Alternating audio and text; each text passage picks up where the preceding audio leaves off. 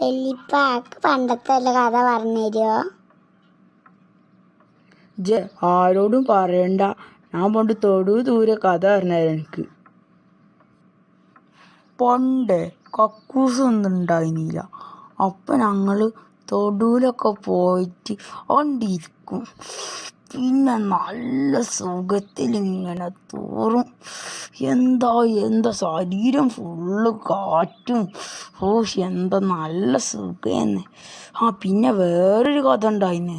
പിന്നെ എൻ്റെ പണ്ടത്തെ പെരല്ലേ ഒക്കെ പൊളിച്ചില്ലേ, അതിൻ്റെ നേരെ അപ്പുറത്ത് ഒരു വലിയ ഞങ്ങളെ തന്നെ പൂളക്കണ്ടം ഉണ്ടായിന്.